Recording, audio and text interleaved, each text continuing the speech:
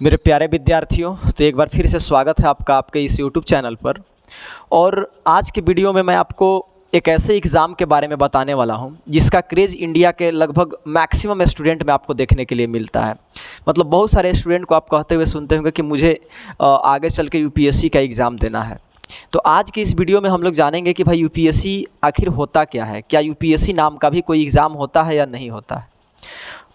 और साथ ही साथ ये भी जानेंगे कि आईएएस आईपीएस बनने के लिए यही एग्ज़ाम होता है। लोग इसको पॉपुलरली आईएएस आईपीएस एग्ज़ाम के नाम से जानते हैं, लेकिन इसका वास्तविक नाम न तो यूपीएससी है और न तो इसका नाम आईएएस आईपीएस एग्ज़ाम है। तो फिर जानेंगे कि आखिर लोग क्यों बोलते हैं ऐसा, आखिर ये है क्या। और हमें भी अगर ज़िले का अगर सबसे बड़ा अफसर बनना है, डीसी बनना है, एसपी बनना है, एसडीएम बनना है, आईजी, डीआईजी, एसपी, तो आखिर कौन सा एग्ज़ाम देना पड़ेगा। क्या सच में हम लोग यूपीएससी एग्ज़ाम निकाल करके ही ऐसा कर सकते हैं या इसका और कोई मेथड है। तो चलिए हम लोग स्टार्ट करेंगे। और आज हमारा जो टॉपिक है इसी एग्ज़ाम के बारे में है। आप देख सकते हैं यूपीएससी एग्ज़ाम क्या है, आईएएस आईपीएस बनने के लिए कौन सा एग्ज़ाम देना पड़ता है। तो इस वीडियो को आप अंत तक देखिए क्योंकि आपके करियर से रिलेटेड है और आपके लिए बहुत ही बेनिफिशियल होने वाला है। तो आप बने रहिएगा अपने इस यूट्यूब चैनल पर, और एक एक करके सारी इन्फॉर्मेशन मैं दुनिया के सबसे आसान भाषा में आपको देने वाला हूं। और आप कंटिन्यू इसको देखिएगा और साथ ही साथ आप डिसाइड कीजिएगा कि आपको कब ये एग्ज़ाम देना है, कब इस एग्ज़ाम में बैठना है। देखिए, जो सबसे पहली बात है कि यूपीएससी है क्या, सबसे पहला क्वेश्चन तो यही आता है कि आखिर रियली में यूपीएससी क्या है। तो देखिए, यूपीएससी का फुल फॉर्म होता है यूनियन पब्लिक सर्विस कमीशन। तो ये यूनियन पब्लिक सर्विस कमीशन कोई एग्ज़ाम नहीं होता है। बहुत सारे लोगों को आप सुनते होंगे कि मैंने यूपीएससी एग्ज़ाम दिया या यूपीएससी का एग्ज़ाम निकाला।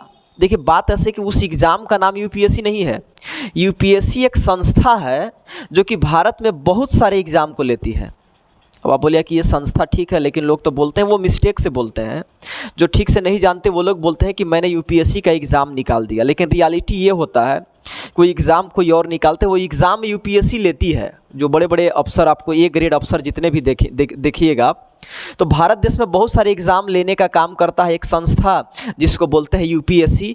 और ये ज़्यादातर ए ग्रेड अफसर, मतलब सबसे हाई लेवल के अफसर को बहाल करने के लिए जितने भी एग्ज़ाम होते हैं भारत देश में, सारे एग्ज़ाम यूपीएससी लेती है। तो मैं उम्मीद करता हूं कि आपको ये तो समझ में आ गया होगा कि यूपीएससी एक संस्था है जो कि ए ग्रेड और कुछ कुछ बी ग्रेड अफसर को बहाल करने के लिए भारत देश में एग्ज़ाम लेती है।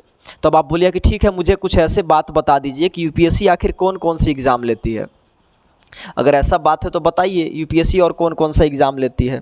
तो देखिए, ये आप यहाँ पे देख सकते हैं स्क्रीन पे कि यूपीएससी केवल एक एग्ज़ाम नहीं लेती है यार। यूपीएससी तो एक संस्था है और वो तो बहुत तरह की एग्ज़ाम कंडक्ट कराती है।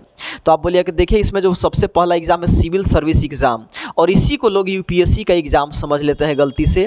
या कितना लोग यूपीएससी इसका मतलब समझ लेते हैं आईएएस आईपीएस का एग्ज़ाम। सही बात है कि आप आईएएस आईपीएस बन सकते हैं, आईएफएस बन सकते हैं, आईआरएस बन सकते हैं, ये अफसर आप बन सकते हैं इस एग्ज़ाम को देने के बाद, लेकिन इसका एक्चुअल नाम है सिविल सर्विस एग्ज़ाम। और मैं उम्मीद करता हूं कि आप भी अपना ड्रीम रखे होंगे कि मुझे भी आज नहीं तो कल सिविल सर्विस एग्ज़ाम दे करके और डीसी एसपी जैसे अफसर ग्रेड का जॉब मुझे भी पाना है। तो यूपीएससी देखिए इतने सारे नहीं और भी एग्ज़ाम लेती है। मैंने तो यहाँ पे बहुत कम एग्जाम्पल आपको दिए हैं। जैसे सबसे पहला सिविल सर्विस एग्ज़ाम जिसके बारे में आज हम लोग जानेंगे। दूसरा है आईईएस का एग्ज़ाम, मैंने टॉप क्लास का गवर्नमेंट इंजीनियर बनना है आपको तो ये एग्ज़ाम निकालना होगा। CAPF central armed police force का एग्ज़ाम भी यूपीएससी लेती है। एनडीए का एग्ज़ाम भाई आप लोग तो जान ही रहे हैं एनडीए के बारे में। एससीआरए होता है रेलवे डिपार्टमेंट में जो सबसे हाई लेवल का अफसर अगर आपको बहाल करना है तो आपको एससीआरए का एग्ज़ाम जो है कि निकालना होगा, तब आपको रेलवे में ए ग्रुप का जॉब मिलेगा। आप रेलवे में केवल सुनते होंगे ग्रुप सी ग्रुप डी का वैकेंसी आया है, लेकिन आप कभी नहीं सुनेगा कि ग्रुप बी और ग्रुप ए का आया है, क्योंकि ये वैकेंसी बड़ा रेयर होता है मेरे दोस्त। और अगर आपको रेलवे में ग्रुप ए का एग्ज़ाम अगर आपको देना है तो याद रखिएगा कि ये एग्ज़ाम आपको निकालना होगा एससीआरए का एग्ज़ाम। इस बात को आप एकदम कन्फर्म याद रखिएगा। और चलिए साथ ही साथ हम लोग ये भी देखते हैं, पॉज करो तो इसको पॉज करो, उसको क्या ऑफ कर दिया। तो इस तरह से आप देख सकते हैं यहाँ पे इस तरह से मैंने आपको बहुत सारे एग्ज़ाम का लिस्ट बताया जो कि यूपीएससी कंडक्ट करती है। लेकिन चलिए आज हम लोग का भाई फोकस है सिविल सर्विस एग्ज़ाम के बारे में जानना है, क्योंकि आपको बनना है भाई आईएएस आईपीएस। तो देखिए सिविल सर्विस एग्ज़ाम क्या है, ध्यान से देखिएगा, वीडियो हमारा यहीं से स्टार्ट होता है। एक्चुअली मैंने प्यार से लोग इसको आईएएस आईपीएस एग्ज़ाम के नाम से जानते हैं कि हाँ भाई चलो आईएएस आईपीएस बन जाएंगे इसको दे करके। देश में सबसे ऊंचे लेवल का अधिकारी जो है कि ए ग्रेड और कुछ कुछ बी ग्रेड चुनने के लिए यह परीक्षा लिया जाता है। आप बोलिए कि सिंपल भाषा में बताइए कि इस एग्ज़ाम को निकालने के बाद मैं क्या बन सकता हूँ। तो इस एग्ज़ाम को निकालने के बाद आप जिले का DC, SP, DDC, SDM, DIG, IG और भी बहुत तरह के ग्रेड के अफसर होते हैं जो कि आप बन सकते हैं। तो इसी एग्ज़ाम का एक्चुअली नाम है सिविल सर्विस एग्ज़ाम, शॉर्ट में इसको बोलते हैं CSE exam, civil service exam या सीएसई एग्ज़ाम। तो यही एग्ज़ाम निकाल करके लोग हल्ला करते हैं कि मैंने जो है कि यूपीएससी पास कर दिया, यूपीएससी में टॉप कर दिया। तो यूपीएससी में तो बहुत सारे एग्ज़ाम होता है, तो आपने किस में टॉप किया? तो आपने टॉप किया सिविल सर्विस एग्ज़ाम में टॉप किया। तो ये सारा चीज़ आप देख सकते हैं, यहाँ पे बहुत सारा एग्ज़ाम जो है कि उसमें लिया जाता है। अब मैं एक एक करके सारे कंडीशन, सारे क्राइटेरिया के बारे में बताऊंगा। सबसे पहला जो इसका कंडीशन क्राइटेरिया बताऊंगा कि इसमें क्वालिफिकेशन क्या होना चाहिए। अगर आप भी सिविल सर्विस का एग्ज़ाम दे करके आईएएस आईपीएस बनने का ख्वाब रखते हैं, अगर आपको भी भाई चाहिए कि अपना रुतबा दिखाएं, देश की सेवा करें, हाई लेवल अफसर बन करके, रुतबा दिखाने के लिए मत कीजिएगा, तो ग्रेजुएशन होना चाहिए आपका। ग्रेजुएशन अगर आप किए हैं किसी भी स्ट्रीम से, साइंस से है, आर्ट्स से है, कॉमर्स से, कोई मतलब नहीं है भाई। अगर आपका फर्स्ट डिवीज़न है, सेकंड डिवीज़न है, थर्ड डिवीज़न है, कोई मतलब नहीं है। बस आप ग्रेजुएशन में पास हैं तो आप इस एग्ज़ाम को दे सकते हैं। केवल पास होना चाहिए। आपको ये नहीं बोला कि आप 99% परसेंटेज का भी कोई इसमें आपका लिमिटेशन नहीं है, बस आप पास हैं तो सब सही है। तो क्वालिफिकेशन क्या है? ग्रेजुएशन होना चाहिए। डिस्टेंस से भी कर सकते हैं, रेगुलर है तो अच्छी बात है। कितने स्टूडेंट डिस्टेंस से पढ़ाई करते हैं, कॉलेज अटेंड नहीं कर, कोई दिक्कत नहीं है भाई, आप किसी तरह से बस ग्रेजुएशन पास हो जाइए। अगला बात है भाई उम्र सीमा। देखिए एक्चुअली मैं अगर बताऊं तो विश्व में जितने भी एग्ज़ाम होते हैं उसमें सबसे ज़्यादा वीडियो अगर किसी एग्ज़ाम पे बनते हैं तो वो यूपीएससी ही है। लेकिन आज का वीडियो आपके लिए उस सबसे यूनिक होने वाला है। देखिए अब उम्र सीमा, एज लिमिट जानेंगे। तो एज लिमिट क्या है हमारा, ध्यान से देखिएगा। अगर आप जनरल कैटेगरी के हैं तो आपको 21 से 32 साल आपको चांस दिया जाता है। 21 से 32 साल के बीच आप एग्ज़ाम दे सकते हैं। ओबीसी कैटेगरी के हैं तो 21 से 35 साल तक आप दे सकते हैं। अगर एससी और एसटी कैटेगरी के हैं तो 21 से 37 साल होते होते तक ही आप एग्ज़ाम दे सकते हैं। तो ये है आपका कैटेगरी वाइज, मैंने बता दिया कि अगर आईएएस आईपीएस बनना है तो ये आपका एज होना चाहिए इस तरह का। तो अब आप अपने कैटेगरी के हिसाब से इसको मैच कर लीजिएगा और देख लीजिएगा कि कौन सा जो ये एज लिमिट है आपके कैटेगरी को सूट करता है, उस हिसाब से आप इसको देख लीजिएगा। आगे चलेंगे कि भाई एग्ज़ाम का पैटर्न क्या है हमारा। सिविल सर्विस एग्ज़ाम के बारे में तो बहुत सुना है मैंने, लेकिन एग्ज़ाम का प्रोसेस और पैटर्न बताइए। देखिए बात ऐसा है कि जब अगर आप सिविल सर्विस एग्ज़ाम की बात करेंगे तो यह परीक्षा 3 स्टेज में लिया जाता है। कितने स्टेज में? 3 स्टेज में। जो आपका सबसे पहला स्टेज होता है एग्ज़ाम का, वो उसको बोलते हैं प्रिलिमिनरी एग्ज़ाम। प्री का एग्ज़ाम कितना लोग बोलता है कि भाई मैंने प्री का एग्ज़ाम दिया।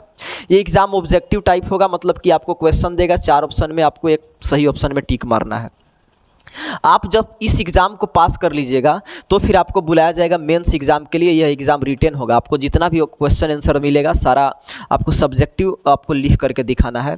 और जब आप इसको भी निकाल दीजिएगा, इसको भी पास कर दीजिएगा, तो आपको इंटरव्यू में बुलाया जाएगा, वहाँ पे पर्सनालिटी टेस्ट करके, और उसके बाद आपको जो है कि फाइनल रिजल्ट बनेगा और उसी के हिसाब से आपको पोस्टिंग दिया जाएगा, या जो भी आपने सेलेक्ट किया है उसमें प्रेफरेंस आईएएस आईपीएस आईएफएस उसके हिसाब से ये होगा। लेकिन ये तो बोलना बड़ा आसान है, 3 लाइन में आपको दिख रहा होगा, लेकिन इतना करने में बहुत सारे स्टूडेंट जो है कि काफ़ी अपना मेहनत करते हैं, दिन रात एक करके पढ़ाई करते हैं, लेकिन ये बड़ा टफ पड़ता है, इसमें मेहनत की ज़रूरत तो है। तो ये 3 स्टेज में एग्ज़ाम होता है। पहला क्या है?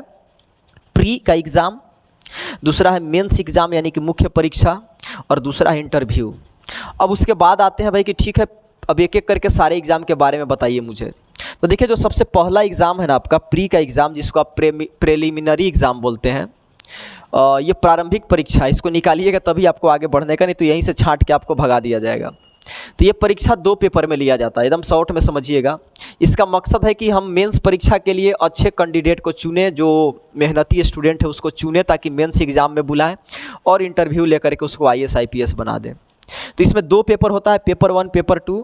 अब बोलिए कि दोनों को बताइए क्या है। तो देखिए पेपर 1 आपका रहेगा जनरल स्टडी। जनरल स्टडी बोले तो इतिहास, भूगोल, नागरिक, हिस्ट्री, जियोग्राफी, पॉलिटी, कॉन्स्टिट्यूशन, उसमें सारे क्वेश्चन रहेंगे। इकोनॉमिक्स रहेगा। और दूसरा पेपर जो होगा वो जनरल रहेगा, सी सेट इसको बोलते हैं, सी सेट पेपर। अब बोले कि ये क्या पेपर है भाई, आपने लिखा है कि इसमें 33% मार्क्स चाहिए। हाँ, इसमें केवल पास होना है आपको। सी सेट में क्या रहेगा? मैथ रहेगा, रीजनिंग रहेगा, और आपका पैसेज, जिसको आप गद्यांश बोलते हैं, पैसेज वगैरह रहेगा। ये सारे चीज़ रहेंगे जो जनरल एग्जाम में लिए जाते हैं, वो रहेगा। और इसमें आपको केवल 33% ला करके पास हो जाना है। तो बोलिए कि टाइम कितना रहेगा, तो दोनों के लिए टाइम 2 घंटे रहेंगे। निगेटिव मार्किंग भी रहेगा और फुल मार्क्स 200 रहेगा दोनों पेपर का। तो इसमें तो आपको दम लगा करके आप जितना नंबर लाइए उतना अच्छा रहेगा भाई।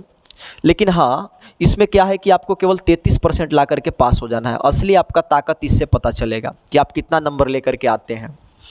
तो ये था आपका प्री एग्ज़ाम के बारे में, मैंने सारा चीज़ बता दिया। 2 पेपर में एग्ज़ाम होगा, कितना घंटा होगा, निगेटिव मार्किंग होगा, दोनों पेपर 200 नंबर का होगा, ये सारा खेल चलेगा। तो अब बोलिए कि ठीक है, अब मुझे मेंस एग्ज़ाम के बारे में बताइए, मेंस एग्ज़ाम क्या है। तो देखिए, मेंस एग्ज़ाम जो है बड़ा, मतलब ये समझिए कि यूपीएससी का सबसे मेन जो आपका ये स्टेमिना का पता चलता है, मेंस एग्ज़ाम से ही पता चलता है। जो लोग प्रीलिम्स पास कर लिए, प्री का एग्ज़ाम पास कर लिए, उन्हीं को यह एग्ज़ाम लिखने का मौका लिया जाएगा। और ये सारा परीक्षा मेंस का लिखित होगा। इसमें कुल 9 पेपर होते हैं, एक बात याद रखिएगा।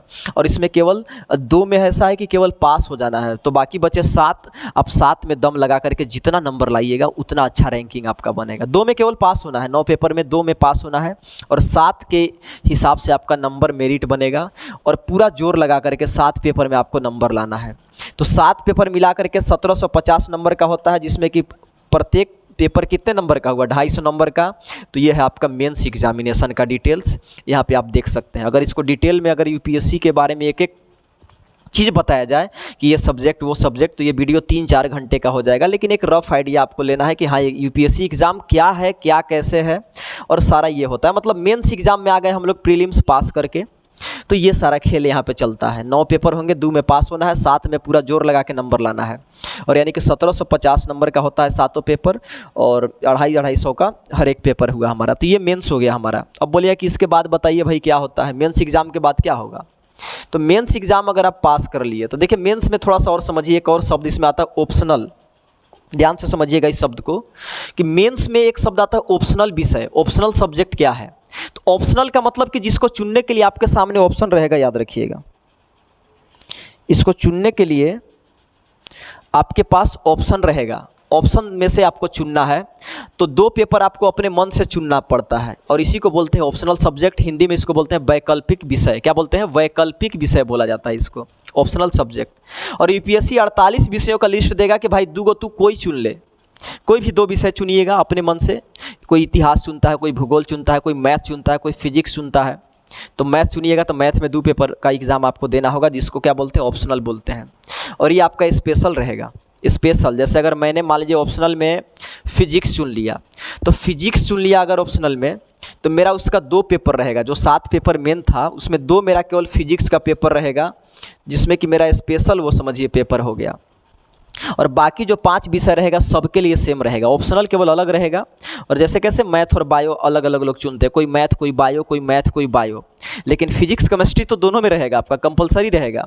तो ये 5 हो गया कंपलसरी, और ये जो 2 पेपर हो गया एक सब्जेक्ट का, वो ऑप्शनल हो गया। अब आपको ऑप्शनल क्या लेना है, अभी से ही मूड बनाइए। अगर आपका इतिहास ठीक है तो इतिहास चुनिएगा, क्योंकि ये बड़ा मतलब इंपॉर्टेंट होता है। इसी का नंबर आपको औरों से आगे करता है, क्योंकि बाकी तो 5 सबके लिए कॉमन है। तो स्पेशल आपको यही 2 पेपर में करना रहता है। तो चलिए आगे चलते हैं। ये ऑप्शनल विषय के बारे में मैंने आपको बताया। ऑप्शनल में 2 पेपर रहेगा। फिजिक्स लीजिएगा तो फिजिक्स का 2 पेपर, मैथ रहेगा तो मैथ का 2 पेपर, इतिहास लीजिएगा तो इतिहास का 2 पेपर, भूगोल लीजिएगा तो भूगोल का 2 पेपर का एग्ज़ाम आपको देना है, इसमें कोई डाउट नहीं है। और ये चूँकि अपने मन से ऑप्शन देगा और आपको चुनना है, इसलिए इसको बोलते हैं ऑप्शनल सब्जेक्ट, वैकल्पिक विषय। आगे बोलिए कि ठीक है, अब इंटरव्यू के बारे में बताइए कुछ। देखिए इंटरव्यू क्या होता है, कि अगर आप पीटी निकाल लिए, प्रीलिम्स एग्ज़ाम निकाल लिए, मेंस निकाल लिए, तब आपको इंटरव्यू के लिए बुलाया जाएगा।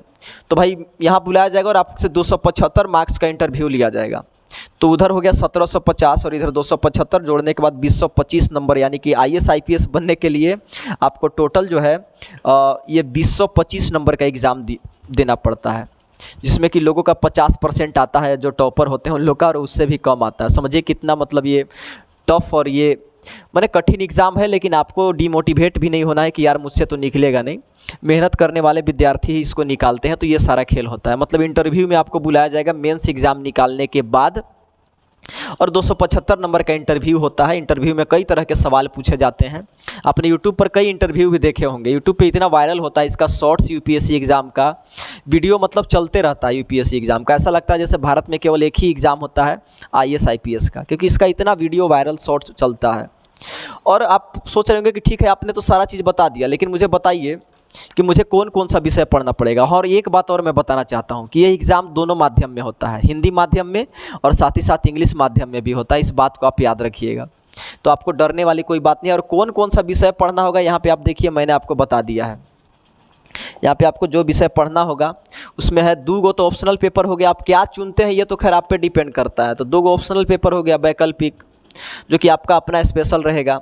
फिर इसमें इतिहास, भूगोल, उसके बाद है आपका राजनीतिक शास्त्र और संविधान, अर्थशास्त्र, गणित, रीजनिंग रहेगा प्रीलिम्स एग्जाम में, जिसको सीसेट पेपर बोलते हैं आप, रीजनिंग मैथ वाला, जिसमें केवल पास होना है आपको, ज़्यादा नहीं। उसके बाद आपको इथिक्स पढ़ना है, नीति शास्त्र पढ़ना है, जनरल साइंस भी पढ़ना होगा आपको करंट अफेयर से रिलेटेड। उसके बाद समाज शास्त्र के बारे में पढ़ना है, सोसाइटी के बारे में पढ़ना है। उसके बाद आपको अंतर्राष्ट्रीय संबंध के बारे में पढ़ना है, जिसको शॉर्ट में आईआर कहता है स्टूडेंट लोग, इंटरनेशनल रिलेशन। अभी भारत का रूस के साथ कैसा रिलेशन है, भारत का अमेरिका के साथ कैसा रिलेशन है, भारत का पाकिस्तान के साथ कैसे रिलेशन है। क्योंकि जब आप इस एग्ज़ाम को पास कीजिएगा सिविल सर्विस का, अगर उसमें आप आईएफएस फॉरेन वाला पोस्ट अगर आप मांगते हैं, आपको विदेश में राजदूत बना के भेजा जाएगा, तो वो सारे सिचुएशन को हैंडल करना पड़ेगा। तो इसमें ये सारा इंटरनेशनल रिलेशन का भी स्टूडेंट को ज्ञान होना चाहिए। आईएएस आईपीएस अगर आप बनने जा रहे हैं तो एक देश का दूसरे देश के साथ कैसा रिलेशन है, ये चीज़ जानना भी आपके लिए बड़ा इंपॉर्टेंट हो जाता है। तो यही सारे विषय की लिस्ट आपको मैक्सिमम, मैंने जितने सब्जेक्ट हैं सारे को इसमें कंबाइंड करके बता दिया है, और आप इसको ध्यान से देख लीजिएगा। यही सारे विषय आपको पढ़ने पड़ते हैं। और अंत में मैं आप सबको ऑल द बेस्ट कहना चाहूँगा। अगर आप भी इस एग्ज़ाम को लिखना चाहते हैं, इस एग्ज़ाम को देना चाहते हैं, तो आप सभी को ऑल द बेस्ट। ध्यान से पढ़ाई कीजिए, मन लगा के पढ़ाई कीजिए, और साथ ही साथ इस वीडियो को अपने सारे दोस्तों को भी शेयर कीजिएगा, चैनल को सब्सक्राइब करके, और अपने ज़िले के नंबर 1 कोचिंग संस्थान आइंस्टीन स्टडी सर्कल को सपोर्ट करें और खूब मेहनत से पढ़ाई करें। और मिलते हैं हम लोग अगले वीडियो में एक नए लेक्चर के साथ। नए कुछ सीखने के लिए मिलेगा हमको अगले वीडियो में, लेकिन इस वीडियो को यहीं ख़त्म करना चाहूँगा।